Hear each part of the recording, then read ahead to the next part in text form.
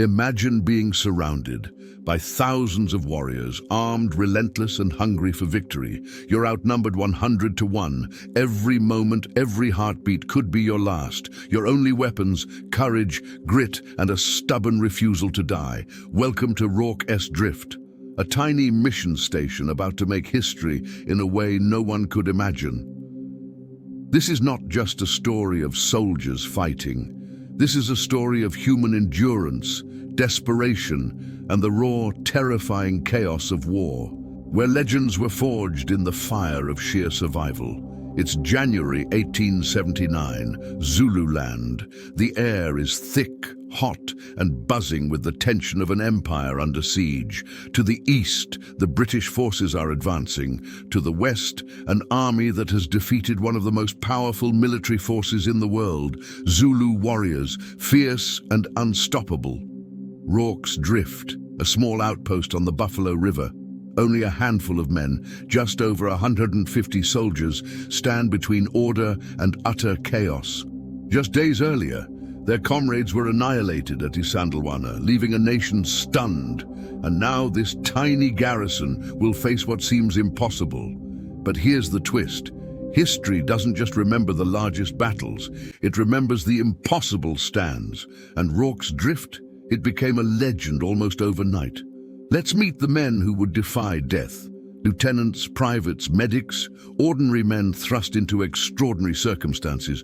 They knew fear, but they also knew duty. Among them, Lieutenant John Chard, a meticulous engineer, calm under pressure, and Lieutenant Gonville Bromhead, young but fierce, whose courage would inspire the men around him. These weren't superheroes.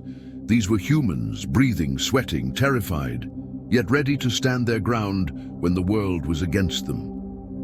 And on the other side, thousands of Zulu warriors, legends in their own right, masters of strategy, relentless in battle, and armed with spears and shields. For them, RORKE'S Drift was just another obstacle. For the British, it would be the fight of their lives. Night falls, the wind carries an ominous whisper, and then the sound of drums, not music, not celebration, war. And suddenly, hundreds of shadows emerge from the darkness, encircling the mission station. The battle begins.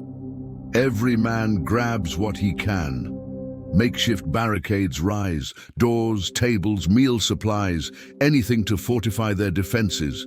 The air smells of sweat, fear, and gunpowder. Shots ring out, spears crash. Screams pierce the night.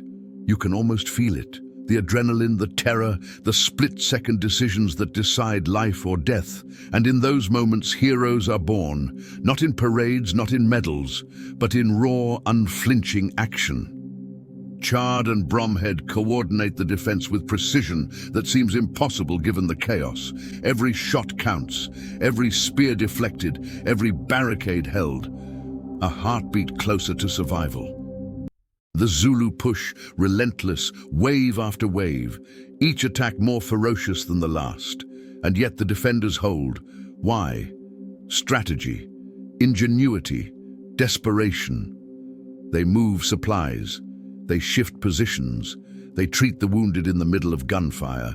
Each man, each choice, could be the difference between life and death. Imagine standing there, under the hot African sky, facing overwhelming odds. Imagine the sounds, the cries, the gunfire, the splintering wood, the thunder of feet. How would you feel? What would you do? And yet, history shows they didn't break. They adapted, they improvised, they fought with a precision that made every action count. Every man became a weapon, every defense a statement. We will not fall tonight. Fear is a weapon, and it was wielded against them every second. But here's the paradox. Fear also became fuel. Fuel for focus, for courage, for the sheer will to survive.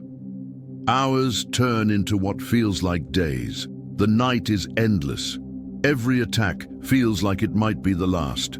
And yet, the defenders continue, a machine of human resilience, firing, barricading, treating wounds, shouting orders, praying silently to survive. Some men fall, Some are wounded, but the others take their places, filling gaps, covering positions, improvising with what little they have. And the Zulu, though fierce, begin to sense something unexpected. These men are not like the others they've faced. They fight not just with guns, but with something harder to pierce: willpower. Through the night, the battle becomes a test of endurance, not just of strength, but of mind. Every sound, every movement, every clash of spear against rifle is a test. And every decision, every split-second choice could mean survival or death. At one point, the Zulu breach a barricade. Men fall, screams echo. But Chard and Bromhead rally their men. They counterattack with everything they have, improvising traps, moving wounded out of the way, firing with deadly precision. The night is chaos, yet a strange order emerges from it, a testament to training, courage, and raw human instinct. As the first light of dawn approaches, exhaustion sets in on both sides. The British defenders, battered and bleeding, have held. The Zulu, relentless but tired, begin to withdraw. The impossible has been achieved. When the smoke cleared, 11 Victoria Crosses were awarded, a record for a single action. Men who were terrified, men who improvised, men who stared into the face of death and held their ground, celebrated as heroes. But here's the truth the textbooks rarely tell you: not all survived. Not all stories were heroic. Every victory came at a cost. Yet Rorke's Drift remains etched in history, not just as a battle, but as a testament to the raw power of courage, planning, and unyielding spirit. So the next time you face your own impossible odds, remember Rorke's Drift. Remember that bravery isn't the absence of fear, it's the choice to act despite it. And sometimes, a handful of determined souls can change the course of history. Rorke's Drift wasn't just a battle, it was a crucible, it was chaos, it was humanity at its fiercest. And it reminds us that in the darkest hour, legends are born. Let's take a moment to reflect. Think of the individual men, their lives, their fears, their decisions. Think of the Zulu warriors, disciplined, strategic, unyielding. Two sides, both fighting for survival, for honor, for something bigger than themselves. And through it all, one small outpost becomes a symbol of resilience that echoes across centuries. The story of Rorke's Drift is not just about the clash of weapons. It's about leadership under pressure, about innovation under duress, about the psychological edge that makes the difference between survival and annihilation. Every barricade, every rifle shot, every calculated risk matters. And when ordinary men face extraordinary circumstances, the result can be legendary. History remembers the battle, but the true lesson lies in the human experience.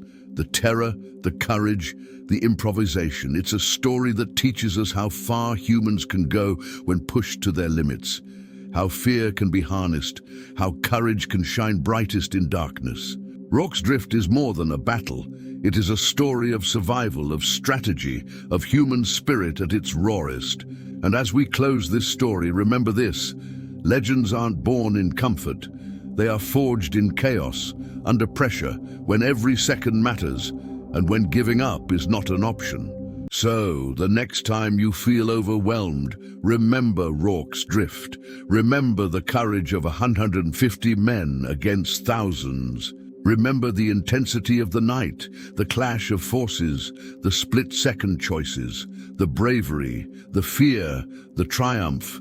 And know that even in the face of impossible odds, humans are capable of extraordinary things. Rorke's Drift, where fear met courage, chaos met strategy, and a handful of men held the impossible. And that is why history will never forget this battle.